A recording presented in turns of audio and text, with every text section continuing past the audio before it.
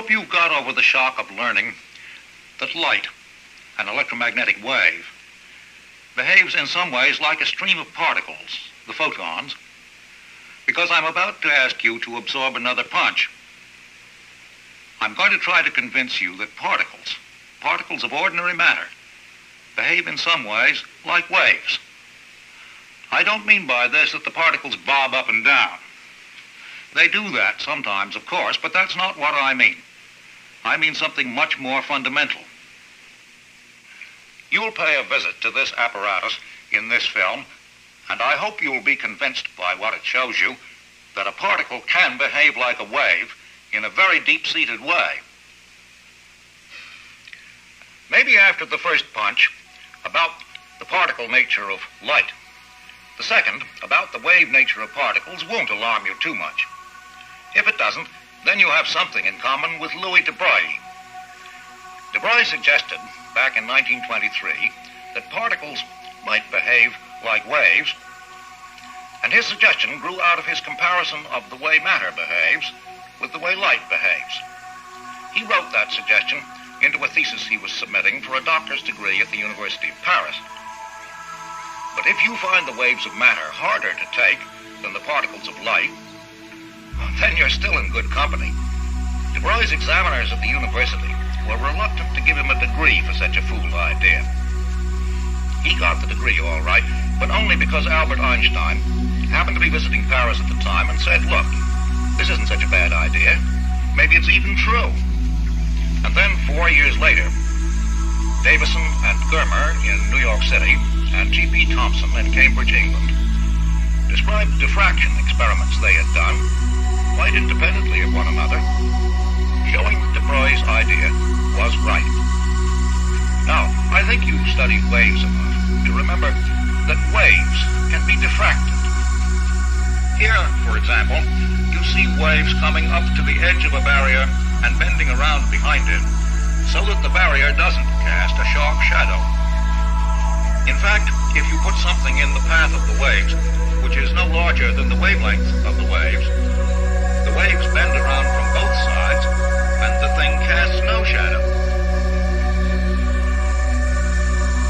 But if you shoot particles at something, for example, the droplets of paint from a spray gun, the particles either hit the thing or they don't, so that there's always a shadow.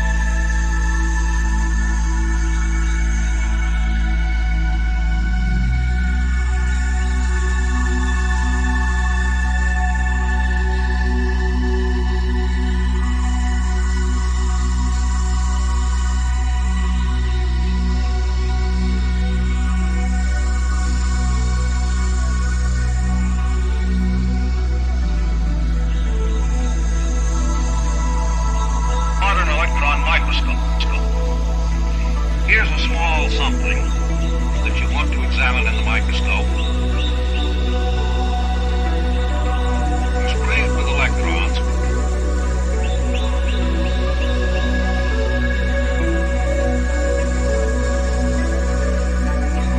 You put the beams of electrons through an electrostatic lens. The lens spreads those beams out.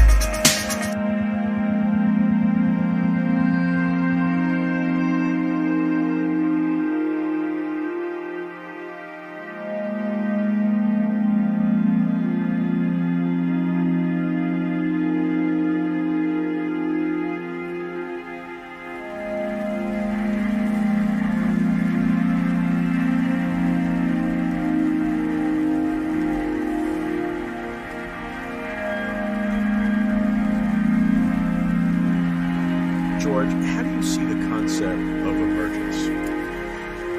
You and I are made of protons and electrons, which form atoms. The atoms form molecules, the molecules form biomolecules, and so on. So we're built up out of this, but the properties we have as people are not implied by the nature of electrons and protons. They emerge out of it. And what is true is the following. If I move my arm is moving because electrons and protons are attracting each other via the electromagnetic force. In that sense, the forces at the bottom govern what happens at the macro levels. But I choose when to move my arm. So my brain, which is at the top level of the hierarchy, in fact tells the lower levels how to behave. And that happens every time we do some action in which we decide what is going to be happening. So the electrons and protons are making it happen, but we are telling them what to do. So are you differentiating between a top-down and a bottom-up? You're saying that, yes, that real causation is top-down? Real causation is both ways.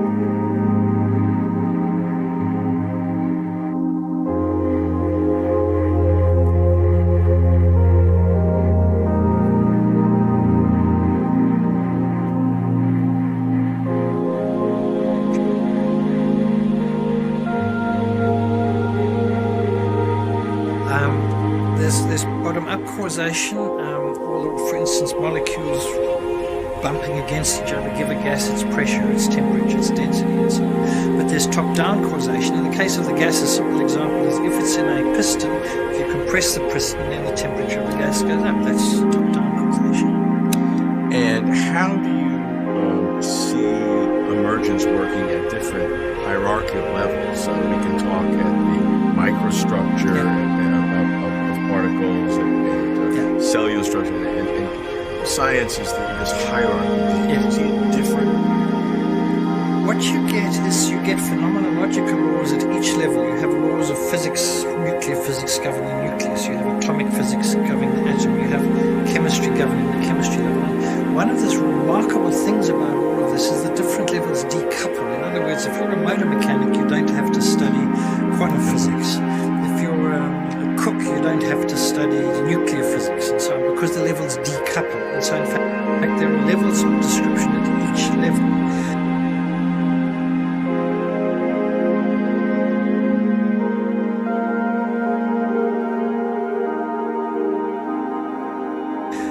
What is crucial is top-down action, whereby what I decide what the higher levels do is they set the conditions for the lower levels. Maybe an example might be a computer, in which there are these little gates with electrons going backwards and forwards. But what happens there is determined. I type some stuff in.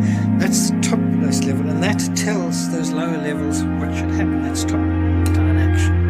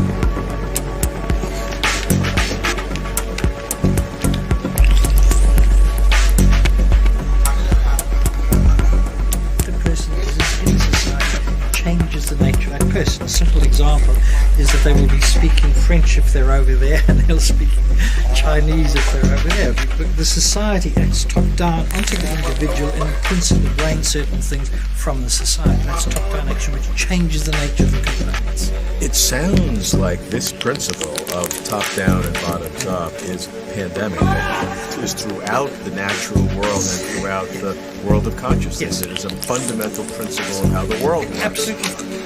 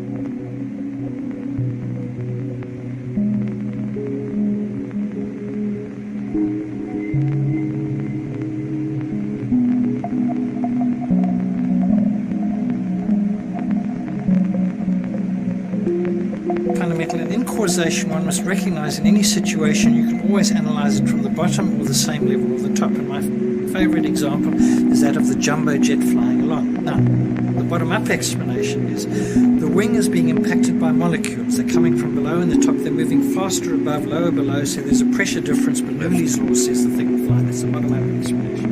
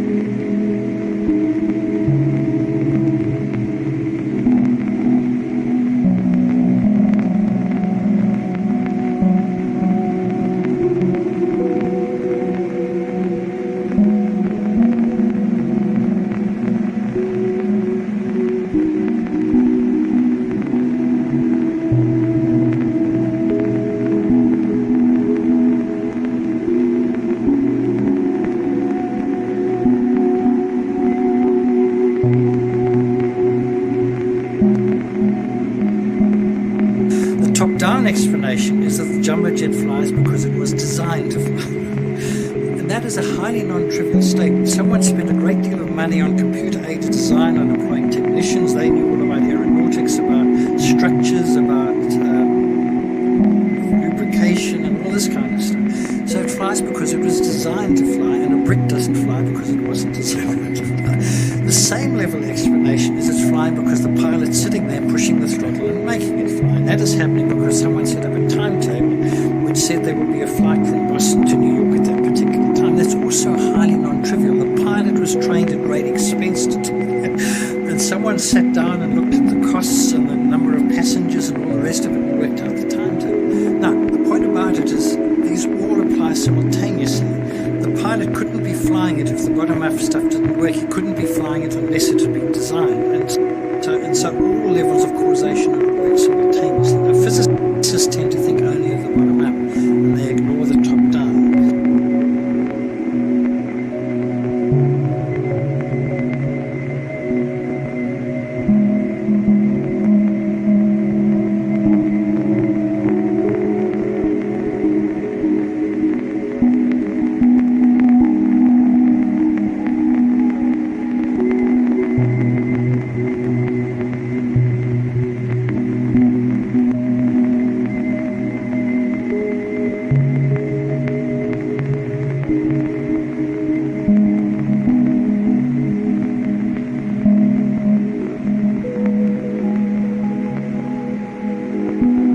But in fact, in the real world, all of these are happening at the same time. And you're talking about each of them as a real existent phenomenon, not just a human description or metaphor of the only reality, which is the physicist bottoms up, that there is an equal reality in existence of all.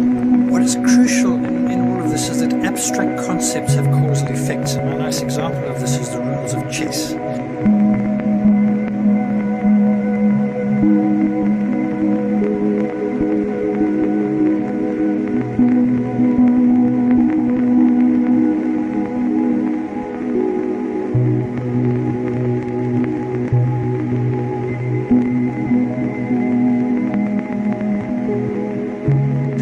Imagine a Martian coming in, watching people playing chess, and after a long time he gets very puzzled. He's worked out this one can only go this way and this can only go this way. So he picks up the board, he looks underneath, he can't look at anything.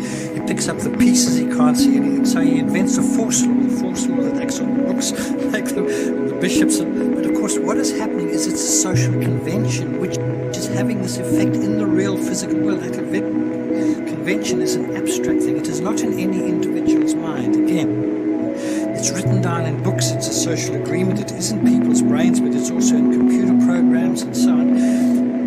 The laws of chess are not equal to any one of those instantiations. They're an abstract thing, which is the sum of the whole of those. But that is causally effective in the physical world. So abstract ideas can be effective in terms of what happens in the physical world.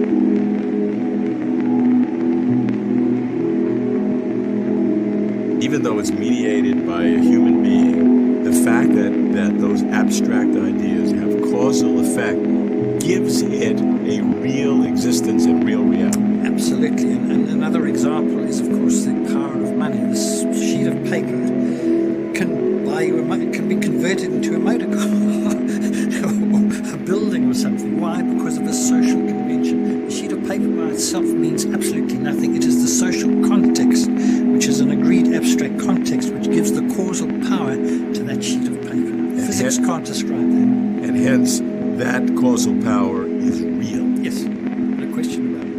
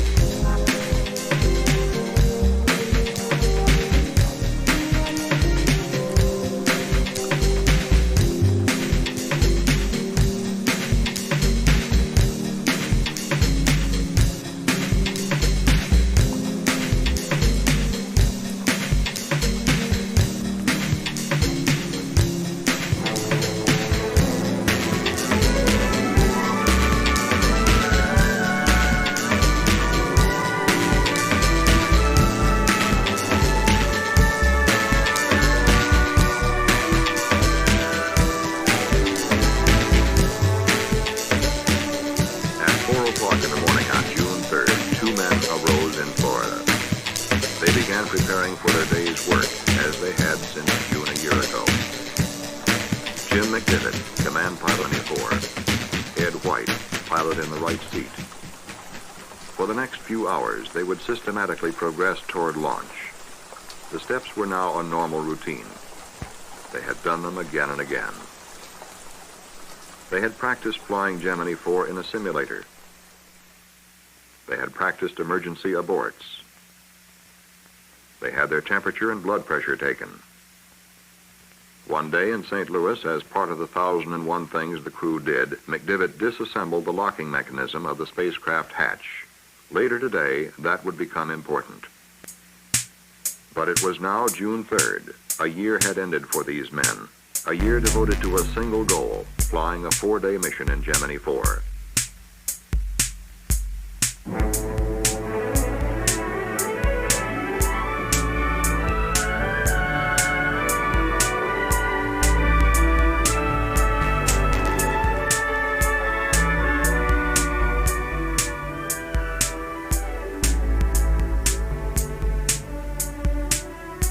America's first long-duration mission, Gemini 4 would complete 62 revolutions. The flight plan called for the spacecraft to be inserted into orbit at 32.5 degrees north latitude at 185 statute miles in altitude over Bermuda. People were already adding a new word to their vocabularies, EVA. It stood for extravehicular activity. Some were uncertain whether you said EVA or EVA. But regardless of the pronunciation, it would become an abbreviation of our time. The flight plan called for EVA to begin on the second orbit. Somewhere over Hawaii, the pilot was to open the hatch of a depressurized cabin and stand up. Over the west coast of the United States, he would leave the spacecraft and expose himself to space.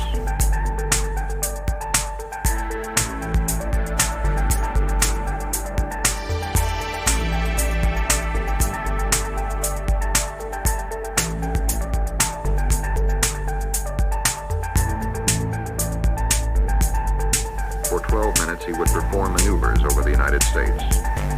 He would return to Gemini 4 and continue the mission as the spacecraft neared the night side of the Earth over the Atlantic. This was the flight plan. A special EVA suit and life support pack had been designed and tested by NASA engineers in the Crew Systems Division. The EVA helmet has 3 visors. The inner visor is the normal suit visor which seals in suit pressure. Over it are 2 special visors. They are detachable and need not be worn throughout the entire mission. The outer or sun visor is easily recognized from its gold coating. It reflects both visible light and infrared rays. With it attached, only 10% of the sun's visible light is admitted. Beneath the sun visor, but not visible here, is an inner protective visor made of polycarbonate plastic.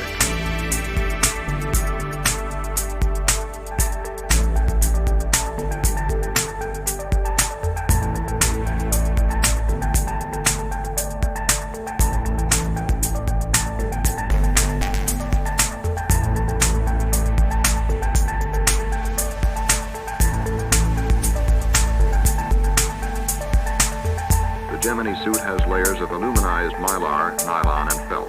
In combination, they protect the astronaut against temperature and space particles. Special overgloves are worn to guard against extremes of space temperature if the astronaut should grasp the spacecraft during EVA.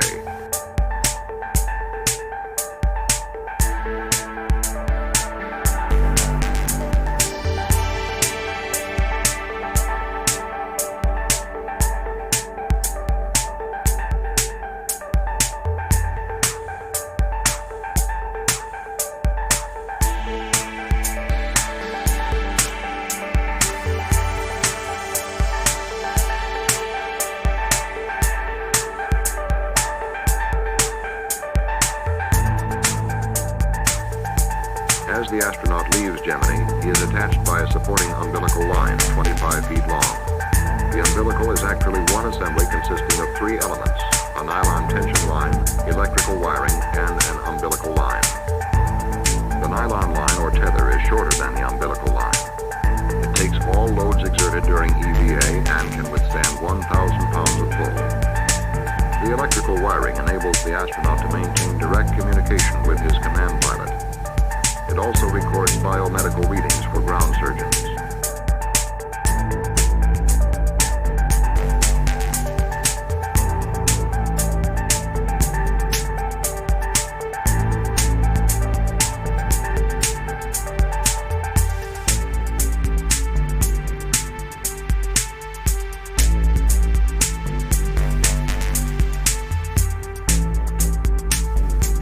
The umbilical line furnishes oxygen to the suit from the spacecraft's primary oxygen system.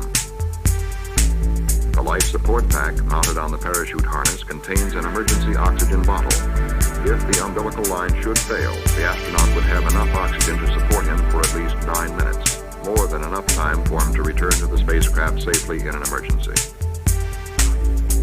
The pilot also carries a small maneuvering unit during EVA, the so-called space gun.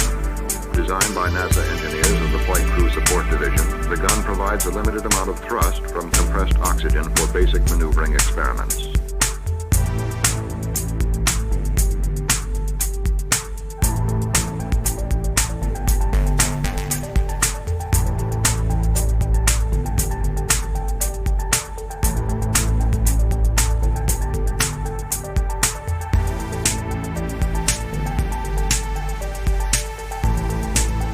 Gemini 4 is counting down on the launch pad.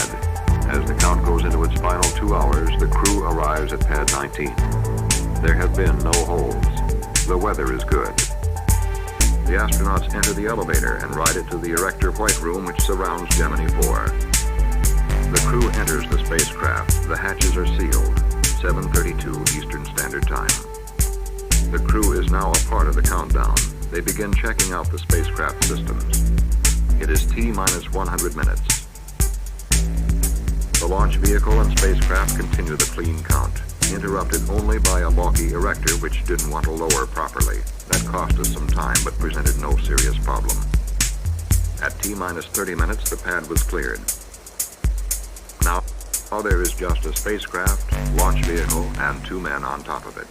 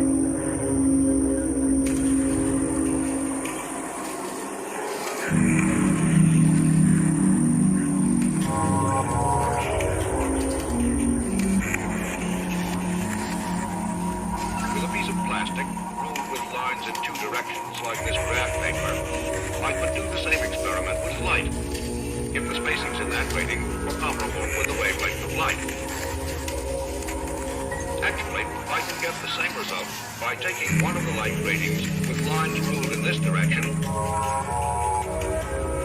put on top of it a second with lines lines ruled in this direction. I've done this here. And when I shoot a beam of light at this rate, I get a symmetrical array of streaks.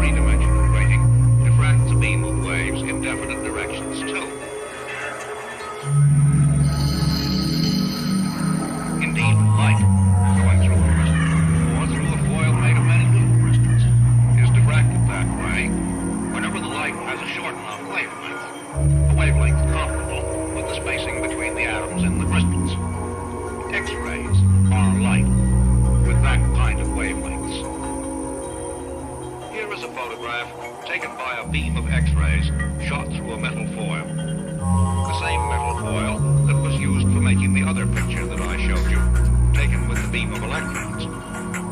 Comparing those two photographs, you see how alike they are. The electron photograph,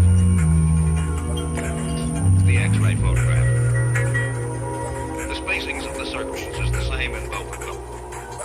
I find this a very convincing proof myself that a beam of X-rays and a beam of moving electrons have something in common, that they both have a wave-like property.